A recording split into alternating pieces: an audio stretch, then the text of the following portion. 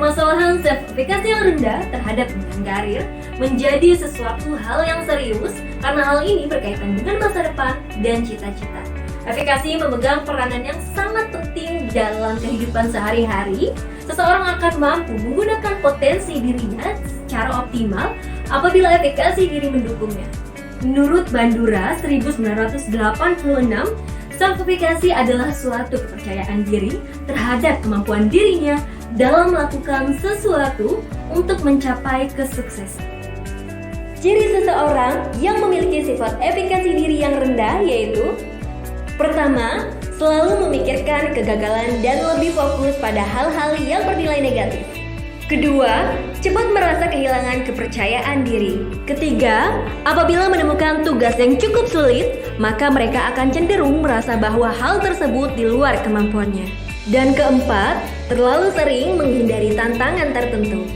Menurut hasil riset Luthan 2005 menyebutkan bahwa efikasi diri secara langsung dapat berdampak pada: yang pertama, pemilihan perilaku. Misalnya keputusan akan dibuat berdasarkan bagaimana efikasi yang dirasakan seseorang terhadap pilihan.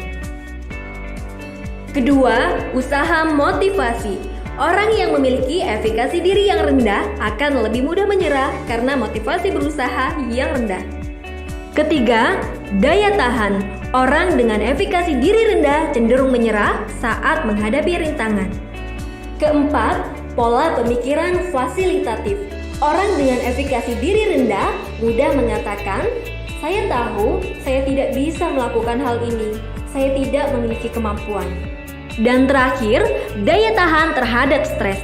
Orang dengan efikasi diri rendah cenderung mengalami stres dan malas karena mereka berpikir gagal. Menurut alodokter.com, terdapat 4 cara melatih self-efficacy. Di antaranya, belajar dari kegagalan. Saat kamu mengalami kegagalan, jangan jadikan hal tersebut sebagai alasan untuk mundur dari tujuan.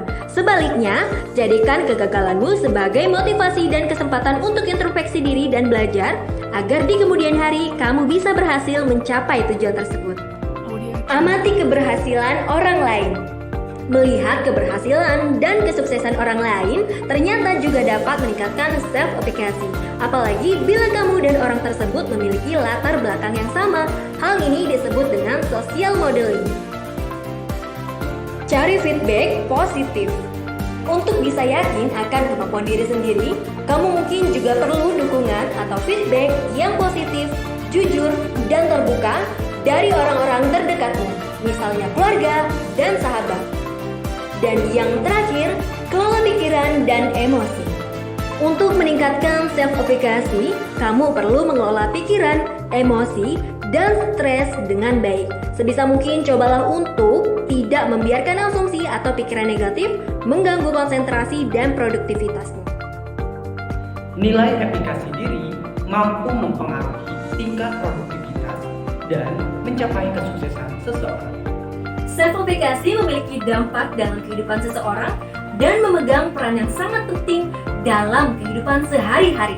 Maka dari itu, mari kita biasakan dan melatih self-efficacy mulai saat ini.